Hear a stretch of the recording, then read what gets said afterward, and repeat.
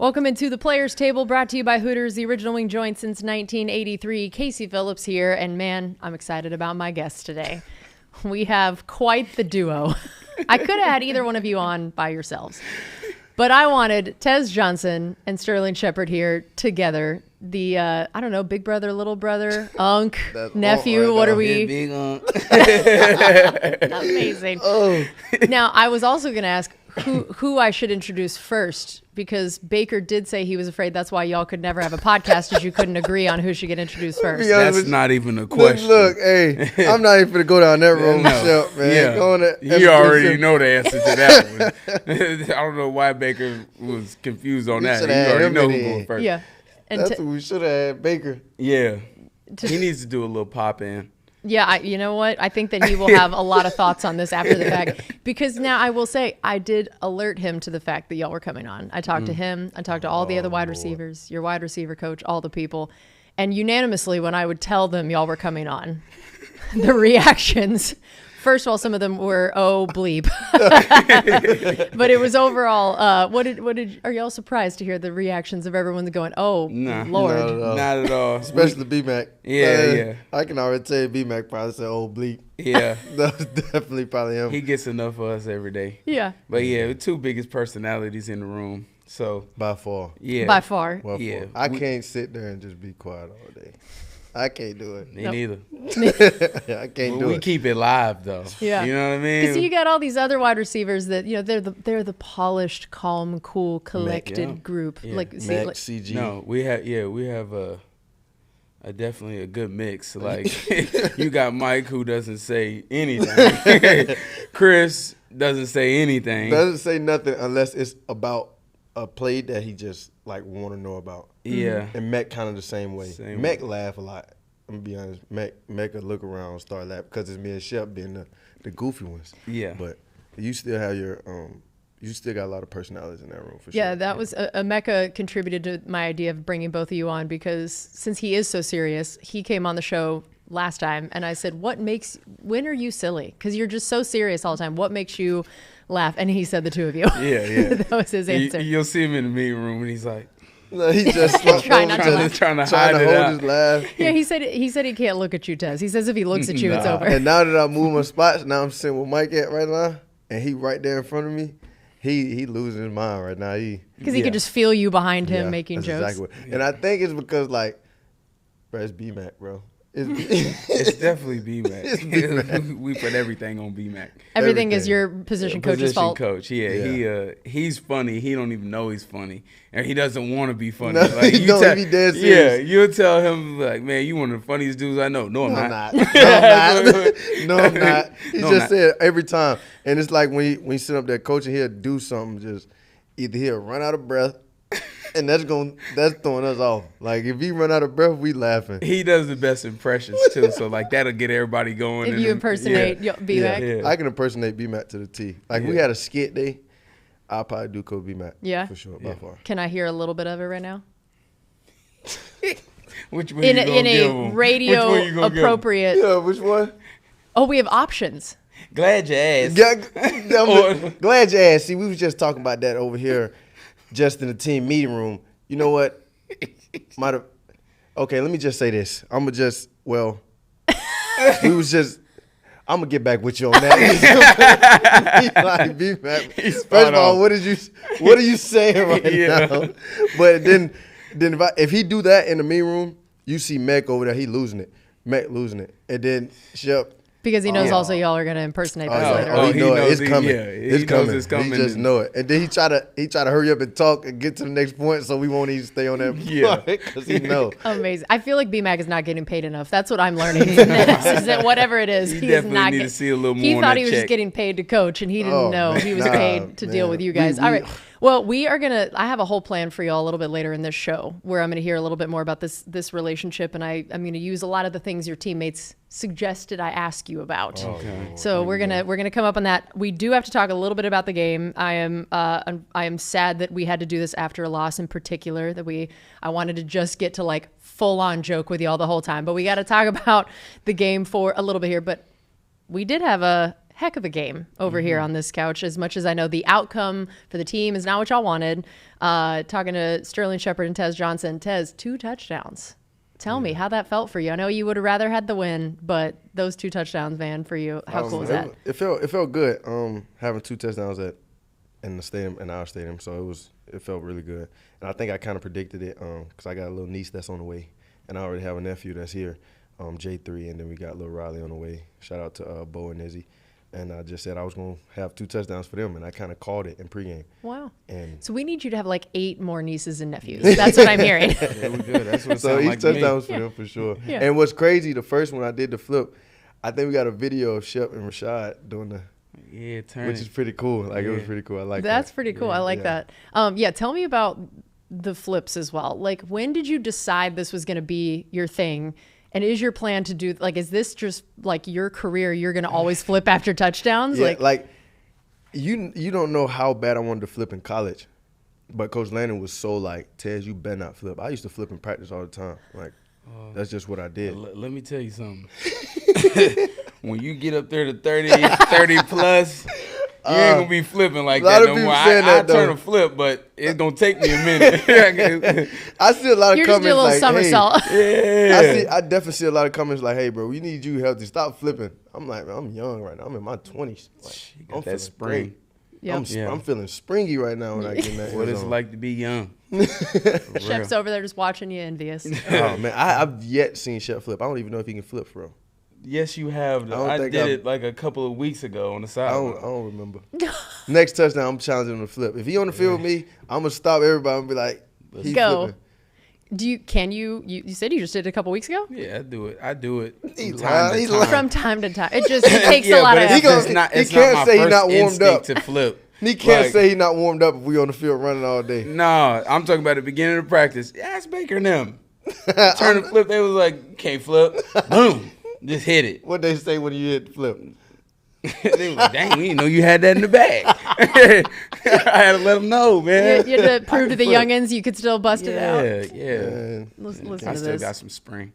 Some spring. Some spring. Look, a spring. He got one spring. One spring. Hey, you can turn. Hey, look, I'm not there. I used to be there. Just wait till you get 30. That's why I tell them, just wait, because I was in your position at one time, and Victor Cruz and them were telling me the same thing I'm telling you now, and I wasn't listening. the circle of life in football, right? That's just the The way it vets goes. telling the youngins, just wait. Just wait. Yeah. So, also just in general, you were talking about you and Emeka, quite a rookie duo here that we have. So first of all, first team in the NFL this year with multiple rookies scoring touchdowns in a game. There has not been another team that has done that at this point. How cool is that watching his game, also over 100 yards for him, touchdown, the two of you guys, and what y'all have been able to do so far this year? It's awesome. Like, Mac, I say I learned from Mac a lot. Like, early on in the season, watching Mac was like, is incredible. Like, I think he's better now in the NFL than he was in college. And if you think about it, in college, he wasn't even the one receiver. It was Jeremiah Smith. He was the 2, which is crazy because they had the 2 of the best receivers in college football at the time. But now seeing Mac doing this in the league, you like, dude, like, and I played him in college. He was doing the same thing he was doing against me in college, not in the NFL, but even better on a bigger stage. Like, seeing that guy have that much success early in his career, like right now, and I'm learning from it, and like I get excited on Sundays just to watch him play. I don't know what Mac finna do. Either he finna take one to the house, or he gonna make a crazy catch one-handed. Like, you don't know. He deserves everything coming his way. Like, I've never seen nothing like it as a rookie right now in the NFL. That's cool. Yeah, I mean, for us to have 2 rookies that are doing what y'all are doing is pretty. I always say to myself, bright. I don't really say it like out in the public. Well, I think I said after this again, I think we drafted the 2 best rookie receivers in the league, and I'll stand on that firm. Like, I like that. I don't see any other rookies out there. Yeah? You support this? Yeah, absolutely. I mean, you just see the playmaking ability that both of them have. Like, I love watching both of them. Sometimes, after they catch the ball, I need to go block somebody. But a lot of the times if I'm on the backside, I'm like, man, let me see what he's about to do. Because, like, with Tez, he sees things before most people do. So, like, when you see him make those quick moves, it's because he's already seen where the DB is. So right when he catches the ball, like, he knows where that guy is coming, and he knows where to make a miss. And so that's very special. And then same thing with Mech. Like, Mech is just a big play waiting to happen. You know what I mean? Like, he's going to be where he's supposed to be, when he's supposed to be there. And one of the smartest receivers that I've played with, and that's saying a lot because it's a rookie. And, you see it on Sundays. You see it every Sunday. So I know that, like we said, outcome wasn't what y'all hoped for. So, Sterling, tell me just kind of overall, like, takeaways from the offense yesterday, your game, offense overall, and just what we're going to be focusing on and learning throughout this week now going into another pretty tough game. Yeah, this is a fix-it-quick league. You have to look at the film and have a critical eye of yourself. And, the things that we didn't do well, we have to be able to get in there and fix it quick. And also having a short memory, that's going to help you. Because if you dwell on what we did wrong, you could see it leak into the next week, and I've seen that a number of times since I've been in the league. So I feel like we have the great group of guys and the right group of guys to handle it mentally and move on to the next week. Like, ever since I've been here, I think that's one thing that I've been proud of this team is, like, everybody being able to wash it and then move on and, put our best foot forward the next week. So I don't know that a lot of people with, guys like Mike and Chris and Bucky out, so many different people have had to step up in different ways, both of you included in that. And I know another one is Cade Otton that tied his career high in catches in that game yesterday. What's it been like watching the way that he's been able to come in and contribute, whether it was basically having to be almost like another offensive lineman blocking, especially early in the season, to then now being asked to do this? Yeah. Cade's a do-it-all. Yeah. Like, he's going to put his hand in the dirt. He's doing those sift blocks all day and does not complain about them, which I would probably complain about. I ain't gonna lie. They not easy. Them blocks ain't easy. Seeing him and Payne do that, like, I take my hat off to those guys because they strain in the run game just like the offensive lineman and then go out there and run a spicy route. And my man Cade does it with no gloves. We talk about it all the time. I say a man wearing no gloves is a menace. The real deal. He's a menace. You know what I'm saying? He's blocking Aiden Hutchinson and all them people with no gloves. No gloves. Yeah, he's different. So do you think that's even harder with the blocking part of the no gloves than the catching part of it? That's the main reason why I probably wear gloves. It's metal out there on them helmets and shoulder pads. Yeah. You shook your hands off like you could feel it in that moment. You don't understand when you engage a block and someone trying to get off you and you gotta, like, your grip strength gotta hold on to this person, it hurts. Like, you gotta fingernails. It hurts. I bite mine just for that reason. But I wear gloves, and a lot of the times when I'm blocking somebody, my fingernails still bend back. Yeah. So, like, just imagine he's got to have a callus on his hands or something. But I don't know what he does. He does it. He different. That's so funny. There's something wrong with him. I think it's because he went to Washington. That's what it is. It's y'all West Coast. He know I don't like them Washington schools. Yeah, I was gonna say, I'm like, you're giving a Washington guy a lot of credit over here. Yeah, Is this hurting your little Oregon soul to have to say this? He's a Tampa Bay Buck now, but look at that. Now we're all family, even no matter where we went. All right, we're gonna take a quick break here. We have more coming up here on the Players Table with Sterling Shepard and Tez Johnson, brought to you by Hooters, the original wing joint since 1983. This is Buccaneers Radio. Welcome back into the Players Table, brought to you by Hooters, the original wing joint since 1983. We got Sterling Shepard and Tez Johnson here with us. So, again, I told you I surveyed a bunch of people on the team. I said, tell me, what do I need to lob into this conversation? What grenade can I throw in to get these two going? First of all, everybody said, basically, I didn't have to do anything. That y'all would already I could just be like, hello, and y'all could run with that. But I heard I needed to just pitch you two against each other. So this is Baker did that. Yeah, that was 100%. It was everybody, but yeah, he was the main instigator on this. So I'm going to just ask you, between the two of you, who the answer is to some of these questions, and you can tell me your thoughts. The first one I was told to ask is, who is smarter? Me. Tez, we not finna. Tez answered that so fast. We not going down this road, brother. That is absurd. We not going down this road. Am I wild? Am I, like, crazy? Am I crazier than him? Absolutely. But when you're talking about, like, are we talking like football IQ? I mean, we can do anything, but like if we're talking about football IQ, definitely me. Come on, look. If football IQ is it me? Don't lie. He basing it off because like I'll be on that board and I'm a rookie. I'm just not learning. You can't just pin that against me. I'm a rookie. He had the same. So you had the same mistakes as a rookie. Yeah. Not that many. Hey, See what I'm saying? Not that many. Hey, look. We got a board where if you have a mental error, you get put on that board for every mental error. I can tell you this. Go ahead. I don't think there's a day that's went by since I've been in this facility with Tez Johnson look, that I haven't seen his name on that board. And I can tell you right now, as a rookie, that did not happen to me every day. I'm gonna tell you why Shep not on that board, because Shep talk his way of not being on that board. Shep would be like, I thought we had this, and then B-Mac be like, we did, but we changed it. So now he not on the board. The whole time.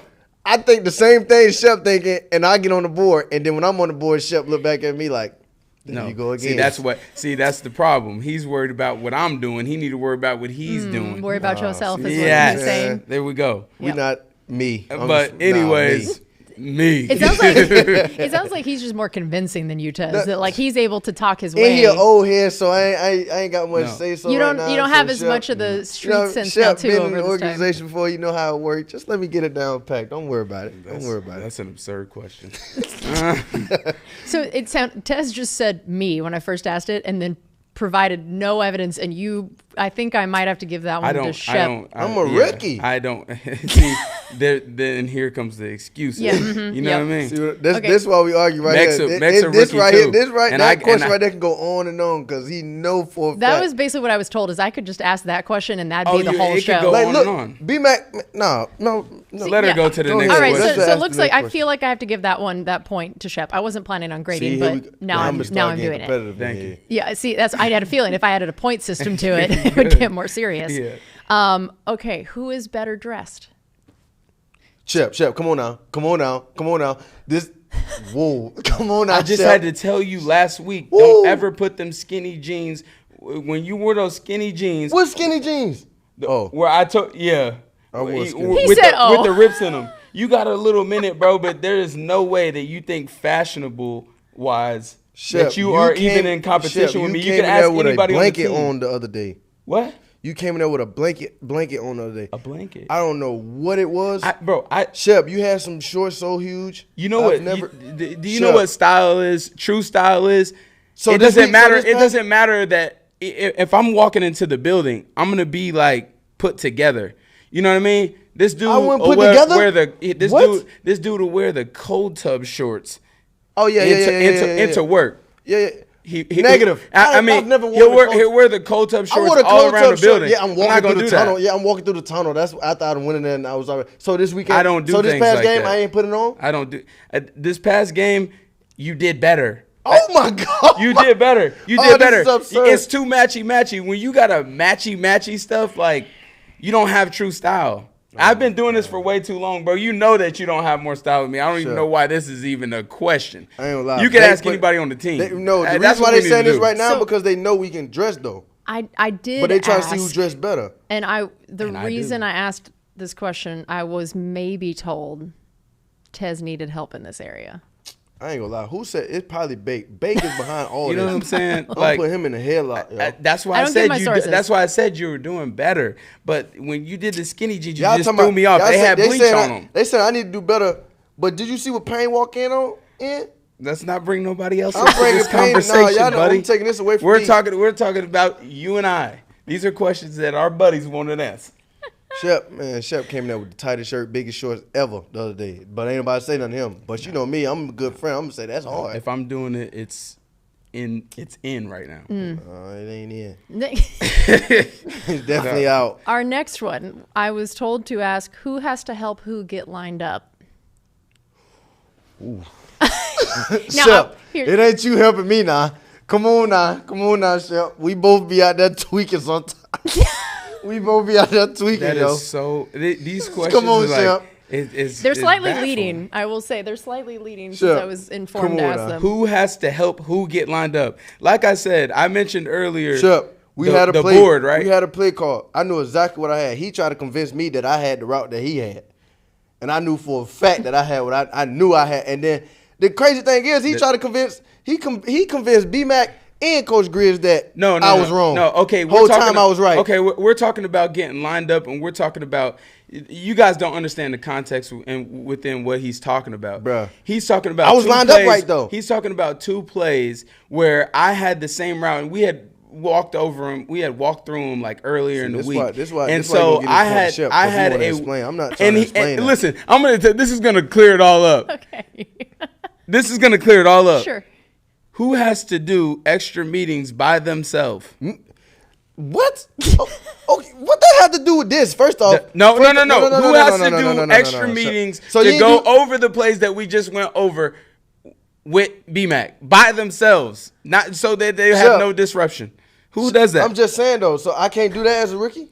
I can't have my own meetings. I'm not saying that you can't. I think it's great. If we install no. Here. I know it. But look, if they go in the install, and if I go in there just on a regular time basis, get there when everybody get there, I'm not learning because him.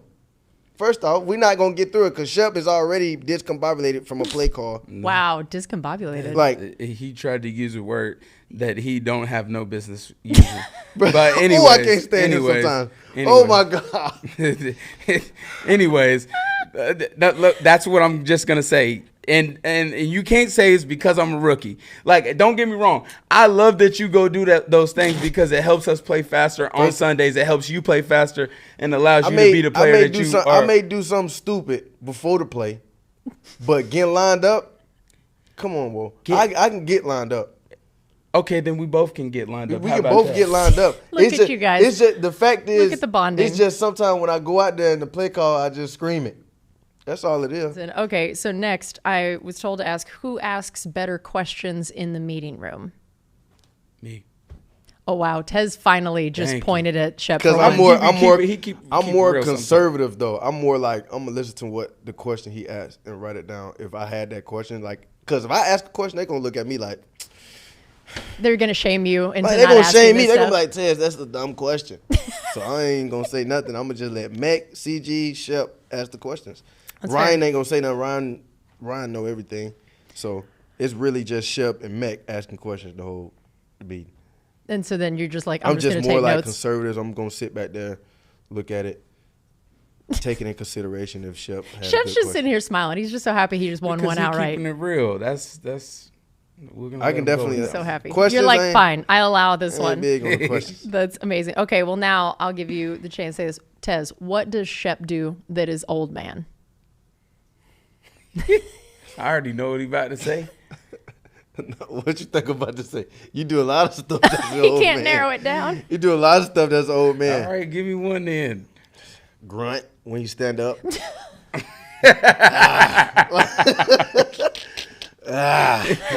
there gets you. He put a lot of icy hot on before practice. You got to warm up everything. That's the one I thought he was going to say. Because I make this mixture. I call it hot sauce. No, it ain't. He put muscle relaxer, tiger balm, and atomic bomb in a cup. Hey, I got to have and he rub it on his abs, back, glutes. Everything, like everything. lotion. So now when he go out there and run, he got grass pellets stuck to his calves because he's so sticky. Yep, you got to do what you got to do when you get this age. This is how you can still flip at age 30, I'm you know? telling you. This is it. You're going to be doing the same exact thing. I promise you. Look.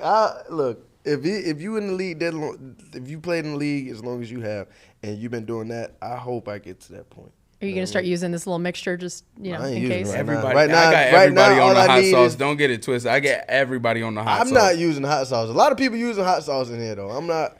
Everybody using hot. Not Ted. Ted's getting the hot tub, roll out, stretch hamstrings, ankles, and all and speak about himself in third person occasionally. Yeah. That's a young person thing. Johnson ain't doing that. I do that a lot. Ted ain't doing that one. Not even just first name. He pulls out last name too. Yeah. But so now I have to give the equal opportunity here. What does Tez do that is annoying kid behavior? If you had the old man behavior, annoying is pretty crazy. Okay, kid behavior. How about I do this? Just youngin. What's the youngin stuff? Youngin kid behavior. Okay, when we get in the meeting rooms, we have these seeds. And when B-Mac is talking, everybody's pretty quiet. And he'll be just... we got a loud chewer. Back there in the corner. He sits in the corner. He got to sit by the teacher. You know that kid that got to sit by the teacher. Keep an eye on him, yeah. So that they can actually hear what he's saying. But he's back there trunching on the seeds, smacking. That's I'm a kid candy behavior. guy. I'm a sweets guy. So every time you see me, I got something sweet in my hand. Like, that's another thing. We just addressed this yesterday. He has a full-blown meal at halftime, and one of them is hot Cheetos. That's kid behavior. That's serious. You know what I mean? I eat like hot Cheetos, a hot dog, and if they got donuts back there, I go grab a donut. And he might, and another thing, I got a whole bunch of things. Yeah. Look, on Saturdays before the walkthrough, we have donuts come in. The man eats 6 donuts. It's crazy. I got a problem, but I don't care. I got a problem. I got a problem. I want to go back to the hot Cheetos at halftime. Here's what I'm imagining. I'm imagining someone looking at the football and being like, "Why is there Cheeto dust on this football?" Like, that's serious. Like, I ate hot Cheetos in college on the sideline. Are you actually wearing something right now that says "Flaming Hot" on your jersey? 7-on-7. I got this from the. She's a flag runner for the Bucs for us. Oh, I like it. So she does the. I was really hoping you just had like a Cheetos related shirt on, but you know what? He needs a Cheeto deal. Cheeto, yeah, when y'all hear this, sponsorship. The hot Cheeto deal. The lime hot Cheeto. Yep. Get with me. I'm telling you, I'll tell him. So he like the baked ones, everything. You can eat anything and everything, and it has zero. And that's effect. probably the kid behavior that people can say, like, I can eat anything. Like, I used to drink a Sprite, but I can't do it no more. That kind of just flew out the window. I just can't believe it. I'm picturing everything you ate, and then not only are you playing football, but you're like flipping after touchdowns. No, seriously. I definitely say that. I go in there, eat my hot dog, and I look at Teddy like, Teddy, I'm finna go score. He like, you had your hot dog already. That's serious. I'm talking about ketchup, mustard. He has Cheetos, it decked out. That's serious. Insane. And then they got donuts in the coach's room, so I sneak in the coaches like back there and grab a donut. Dead serious. They won't even see me. That's everyone out there right now is now hating you a little bit because all of us wish that we could do this. Yeah, I wish I could eat. This is unbelievable. Tell me, all right, between the two of you, who's the bigger trash talker? Me. Both of us. Both of us. Both. You both said both. Yeah, both of us. We on that field. It's a little different. Yeah, it's a little different. You know, I know B-Mac says that there should be no flip that you have to switch, but like.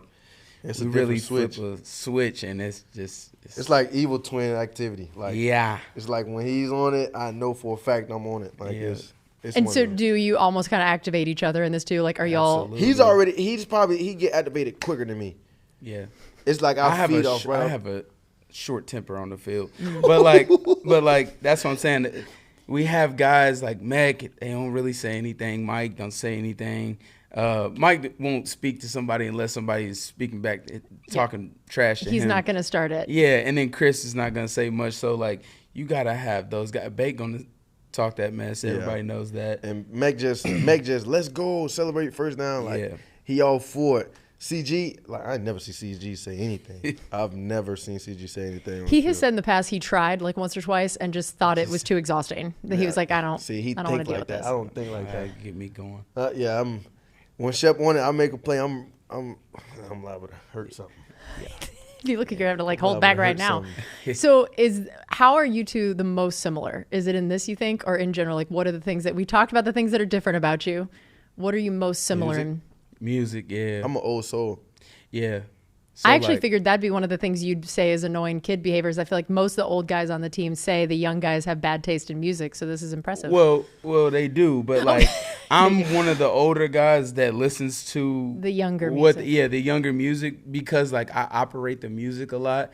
So like in the locker room or in the locker room, like I'm usually the one who is operating the music. So like I have to appeal to the older guys and the younger guys, so I have to keep up with, and he helps me keep up with like the younger music and the stuff that has like a good beat to it. You know what I mean? Like we do like some of the same music, and he an old soul. I'm an old soul. Like all the old school music, they be like, "Tez, how you know this?" Like, no, so I've heard that on Fridays it's old school Friday out of practice. Mm-hmm. Yeah, Coach Bo is really that's his thing. I was going to ask what y'all's thoughts are of his music taste that he's running it on Fridays. Yeah, he put it on. He definitely, and I know it though, and that's the crazy thing because I know everything. Yeah, I was the kid in the booster seat, like when my mom was driving, like getting out of the booster seat, listening to that old school stuff. Yeah.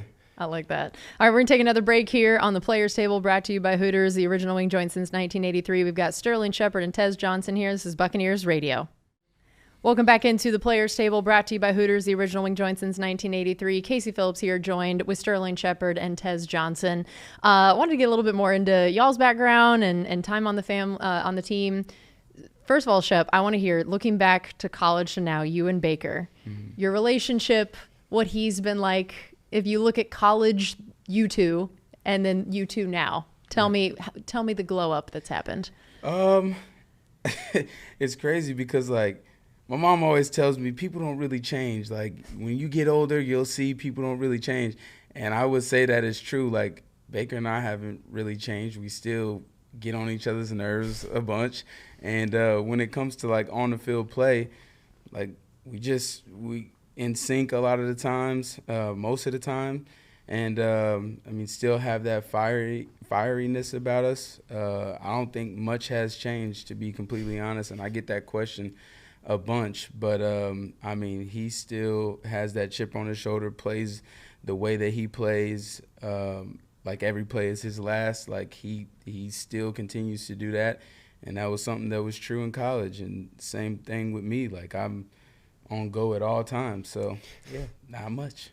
Tez is like, yup, on go at all times. That's definitely them. So Tez, what do you like about having Baker as your quarterback, and especially your first quarterback coming into the NFL? What you think is helpful about that? See, I used to watch Hollywood Browning when I was like young. So watching Oklahoma, I saw Baker, I saw Hollywood. We had a play called Hollywood and stuff like that, but I never really thought that I would be playing with Baker. So now when I first got to Tampa and I'm like, Baker's my quarterback, that's a Heisman Trophy winner. Like now I'm playing with a Heisman Trophy winner, like first time ever. And actually seeing him on the field and seeing how he play, like the attitude he play with, the how eager he is to like go out there and win and learn like new stuff and teach the younger guys. And it's awesome. You don't really take it for granted. Like you I won't necessarily say you luck up into something like this because God have a plan for everything. So when you in this position, you have a quarterback that's playing at an MVP level right now, and having the guys that step up for him, and he's just been on their back and just encouraging them to do their best, and he's going to be right there. And you know what you're going to get out of Baker. It's awesome. You don't really take it for granted. Because I figured it'd be an adjustment of where you're coming from college where like you got to have a quarterback that was like literally family to you. Yeah. And so that's got to be weird knowing that you're like, man, like I just literally had someone that I've known and lived with as my quarterback. Like they talk about the importance of the bond in a quarterback and a wide receiver. It doesn't get much better than that. For me, I think it's like I always had a good bond with quarterbacks. I've always been like that guy to where like I'm on a quarterback good side, because you can tell like some quarterbacks got guys like he'll look over there and be like, I'm not even finna go that way. Like, I'm not even finna look over there. I know what he's going to give me. I've seen him practice too many times. But when you in practice and you constantly make plays for this guy, that trust started to build between the quarterback and the receiver. Like, you got to have that at some point. And when he started talking to you and teaching you, like, in a route, like, hey, you need to do this just in case I do this. I'm like, okay, who knows what he'll do. Like, if he start running, either he can throw it or he can run it. And with Baker, ain't no telling. He going to run through somebody. He may throw it 50, 40 yards down the field. Like, it's awesome.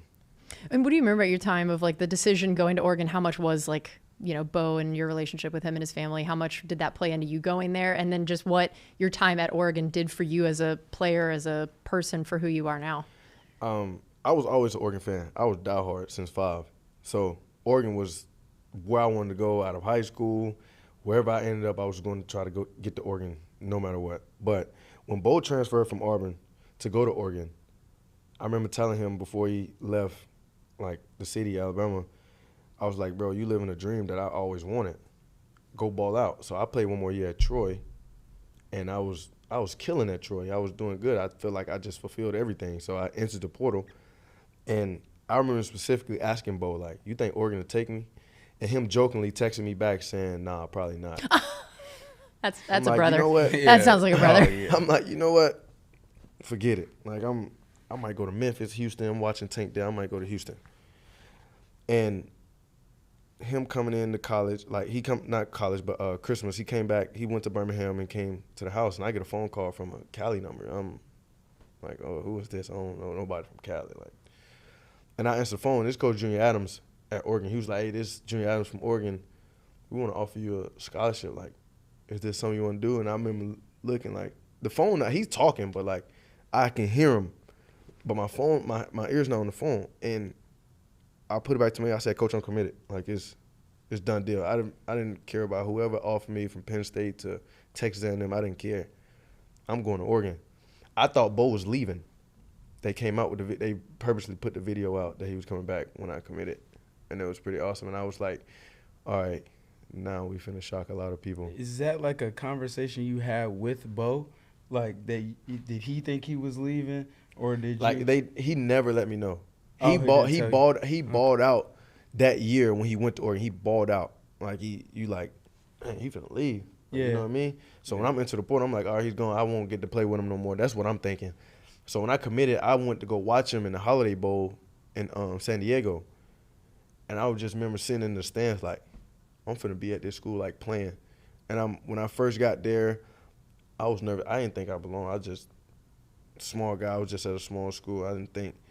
And I remember Bo coming to me. He was like, hey, this is high school. Just go out there and do your thing. And I was like, okay.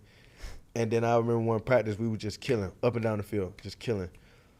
And that's when I knew right then and there, I was like, all right, I belong. So it's just time to shock the world now and just believe. We're talking to Sterling Shepard and Tez Johnson. I know he talked about how, Oregon since I was 5. Mm-hmm. And obviously you got a similar story of like, OU was it for you because of your dad, right? I had no choice. So I heard this one. It's not just my dad, but both of my uncles played at Oklahoma. My mom graduated from there. Both of my sisters graduated from Oklahoma. And, it was weird because my first offer was Oklahoma State. You were like, oh, no. That's not allowed. I went in there to go take my little visit, and I sat down with Coach Gundy, and he was like, hey, man, can you just be real with me so I don't waste my time, don't waste your time? Are you going to go to Oklahoma? And I was like, well, I only got an offer from you guys right now. So, like, but if they do come, I'm gone. And sure enough, they came on my birthday, and by that time, I had pretty much the whole Big 12, but it was a no-brainer for me. My family would have did something to me. Disowned you. Yeah, absolutely. So then for you, I know you did lose your dad young, and I have to imagine that was an interesting thing of kind of going in his footsteps there, and you're his son to a lot of the OU people there. What was that like to be trying to follow in his footsteps, but also be your own person, and how that affected the person you became, the football player you became, of wanting to, I'm sure, live up to that, but be your own person as well? Yeah. My mom and I had some great conversations about that. And she was like, you go in there from day one. She was like, you go in there and you put your own stamp on this thing. And that's what I did. I try not to to put too much pressure on myself. It was just knowing that God gave me this ability and he put me in this position for a reason. And that's what I wanted to go showcase, is the talents that I had. And luckily I was able to do that early on in my career at Oklahoma. I think like the first game of the season, my freshman year, I didn't get to play until like the fourth quarter. And the same thing was true for game 2. But I was like, man, I'm going to go put a stamp on this thing in this fourth quarter. And I was able to do that. And I started my third game and had my first touchdown and stuff. And it just took off from there. So I didn't put any pressure on myself with the long lineage of my family being there. I was able to put my own mark on it, and thanks to God. And then, Tez, what do you remember about your draft experience now, of like when you're getting ready to go? Oh, it sounds like that was a ride. That was a reaction. The draft, I'm gonna be honest, I thought the whole time like I was gonna go early. I was playing like good. Like that, my whole college years at Oregon, I was playing great. Like I got injured, so I knew that played a little bit a part of it, but I was killing. I beat Ohio State at home versus them. Yeah, I beat Ohio State. I beat Mac, at home. I'm sure Emeka has heard nothing about that. He heard every chance he get. Yeah. He hear it too. Did you go crazy? I was like, can't imagine. Yeah. Digital. Oh my God, I went digital, digital. But it was, that draft process was so crazy. It was probably the most stressful time of my life. I couldn't sleep. Like if you ask my mom, like I was up all night. I couldn't sleep. I was just up, just walking around. So when the day was just getting closer and closer, and it was just getting to the end, I'm like, when it got past like the 5th round, I'm like, all right, I don't know what's gonna happen, but I know God got a plan. And went outside, and Bo and my pops followed me outside, and was like, Tez, has it ever been easy for you to get where you've ever been? And I was like, no. And he was like, what makes you think right now in this moment it's just going to happen like that? And it took, like, it felt like I had cement blocks on my shoulders, and it just got lifted. And I was just like, you know what? I'm going to go watch the Oregon Spring game. Watch the Oregon Spring game. They literally showing Bucky and all his stats from the year that he just had. And I'm like, that dude was just killing. And literally right when they took him off the screen, Tampa Bay, like the area code pop up on my phone. I'm like, what? And literally I got a call. Like, I'm stuttering, but like, I got a call. And my mom was like, answer it. I was like, what? I'm like, answer. So I answered the phone. And he was like, this is Jason Light, Tampa Bay. You know the little deal they do. I'm like, man, what took you so long, bro? I'm in here stressed. I've been sitting here. We sitting here on the couch just like this, leather, sweating, sticky. Sticky. You lift up, you can hear everything. Put some paper. Put some paper down. Well, I'm like, what took you so long? He said, well, we ain't have a pick in the 6th. What about the 5th? I'm like, what happened? You had a few picks already. Yeah, but I was blessed. I was like, I got drafted because you can just tell, like, the moment, the happiness, the joy for my family and, like, all the stuff I did. That's what makes me happy. Like, seeing my family smile, seeing everyone there together, and just having a big, like, celebration because you actually doing something that you love and you dreamed about it since you was a kid. Like, since you was 5 and you saying Farrell Brown in the front yard at Oregon, you mimicking a tight end even though you the smallest kid on the block. Like, you out there mimicking D. Anthony Thomas and Marcus Mariota even though you the smallest kid on the block. And nobody believed you. They don't know why you was the only Oregon fan in the neighborhood. Everybody else, Alabama, Auburn fan. And you the only Oregon fan. Like, my mom used to tell me, where is Oregon? My mom used to be like, where is Oregon? I'm like, Mom, it's at the top left. Top left. It's at the top left.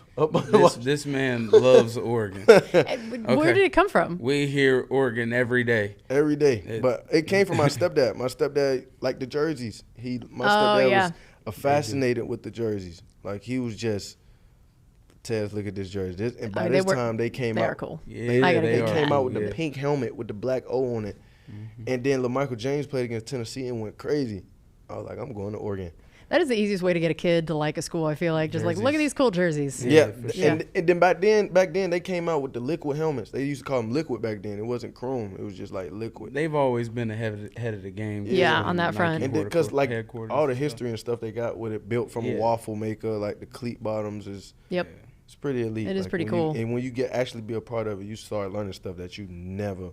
But I think before. Like that's the awesome thing about it is like it didn't matter how he got here. He got here, and what really matters is what you do when you get here. And he's been doing an amazing job throughout the season. Just, I mean, throughout the time that he stepped into the door, just being like present and trying to learn, open to learn, and that's big. So, oh, look at that.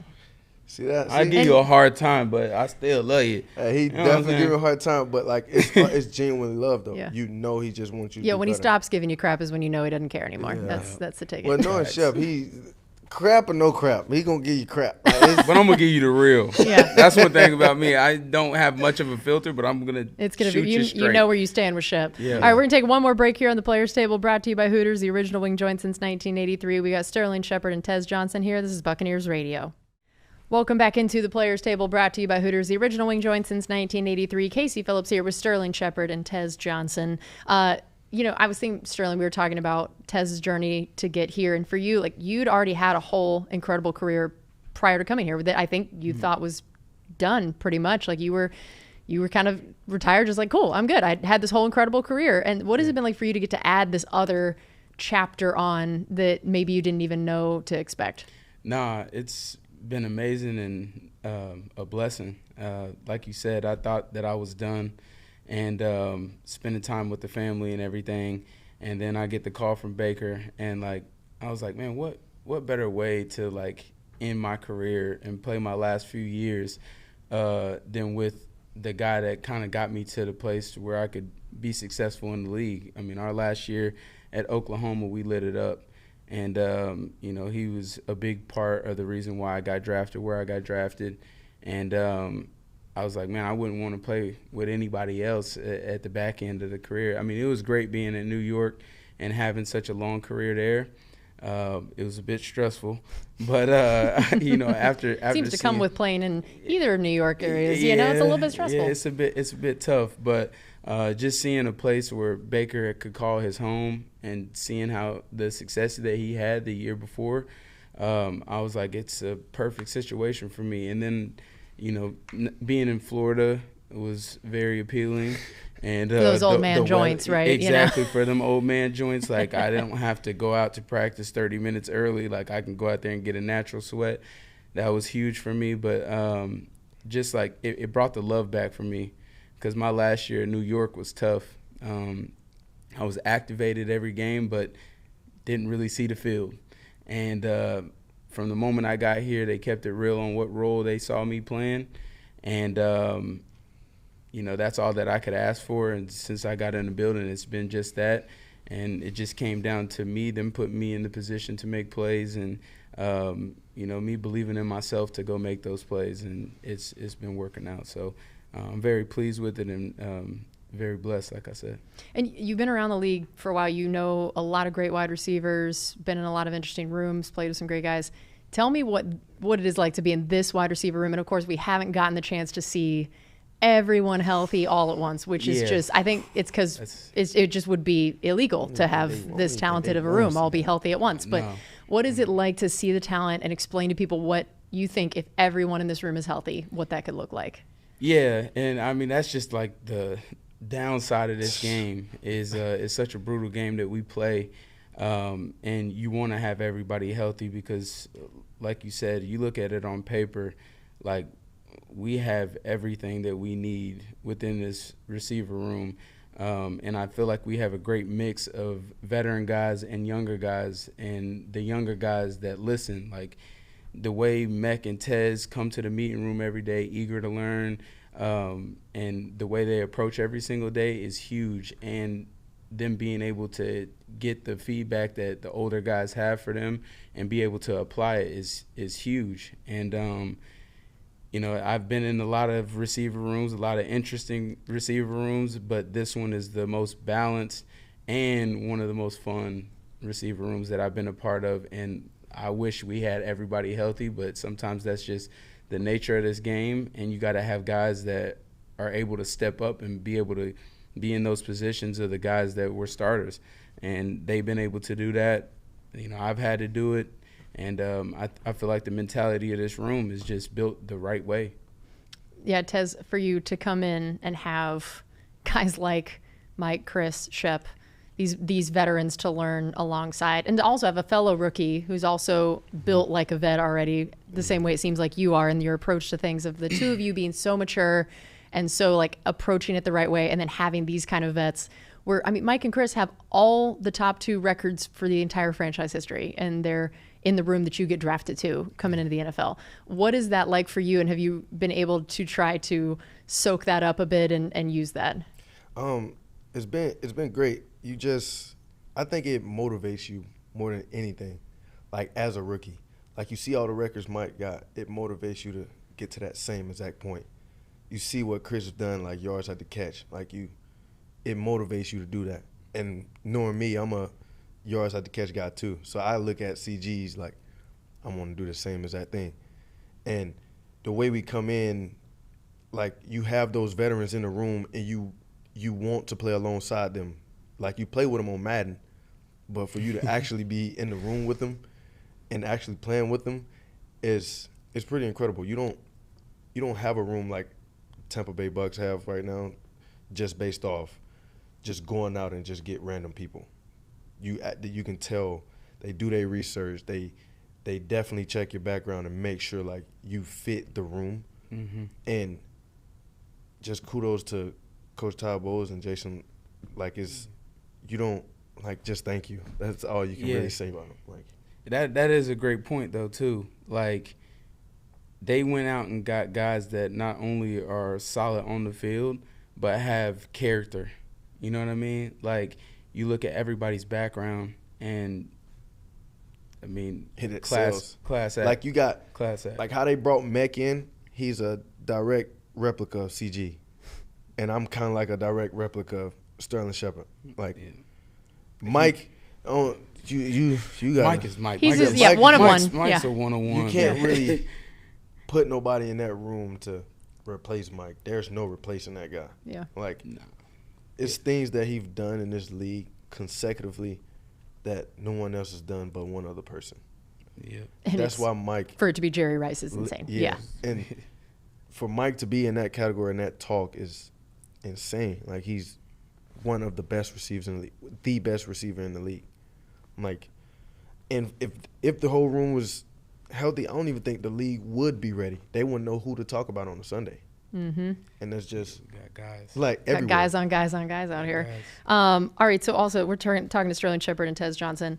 Did you have like a starstruck moment coming into the NFL at all? Were there any people that you either playing with, playing against, that you had to be like, oh man, that's so and so? Okay, Mike was the first Yeah. because my locker was next to him. But when we played the 49ers, you know how you got this picture of somebody in your head before you see him? Fred Warner was by far a starstruck moment for me. That's a good Bigger one. than what you really think he is. We ran a play, he ran right through us like whack. And I remember me and B-Matt looked at each other and was like, oh, bleep. Oh, bleep. Yeah. Like, it was like one of those. Yeah. And and B-Mac said the whole week, he's the best linebacker in the league. Dang. And for you to actually see him, it's like, oh, I see why. Yeah. Can and for him understand to this go now. down with his injury is, Yeah, that was tough. you definitely pray for him and his family through Yeah, this time. absolutely. And I was right there when it happened, so it was kind of like, whoa. Yeah. So Understand what this league is about at Yeah. times. How about you? Do you remember way long ago? way back in the day, full flats on the Cadillac. Yeah, but no, I definitely do. The first time I walked into that facility, I remember seeing Odell and Victor Cruz at the end of the hallway, and I looked at them, they looked at me, and they were like, "Young Bull, you ready to go?" And I was like, man, this is crazy. I'm playing with Odell Beckham, and then, I go into the locker room, and there's Eli Manning standing there. I got a chance to talk to him right after I got drafted, but I'd never seen him face to face, and it's like, you got a gold jacket guy just standing right here, and that's my quarterback. Like, it was definitely a starstruck moment for me, but I had a lot of good times. All right, we'll close with this Bills game coming up. Sterling, tell me what you guys are focused on, thinking about facing a team that you guys don't always face very often. Yeah, obviously, like I said earlier, it's just cleaning up from the mistakes from yesterday. That's going to be at premium for us, and we know that a lot of these games that we're playing right now is meaningful football, and this is the position that you want to be in, but you have to execute, and it comes down to the small things. So we're going to have to fix the small things that went wrong last week, and that's where our focus is going to be, because I don't like to – I don't think that we need to focus too much on what other people are doing. As long as we focus on us and our operation, that's where we operate the best. So, just being locked in, that's where it is. All right. Well, guys, y'all are the best. This was a blast to have you both on here. We really appreciate it, and thanks so much for the time. Yep, thank you. Thank you for having us. All right. That's going to do it for us on the Players Table, brought to you by Hooters, the original wing joint since 1983. This is Buccaneers Radio.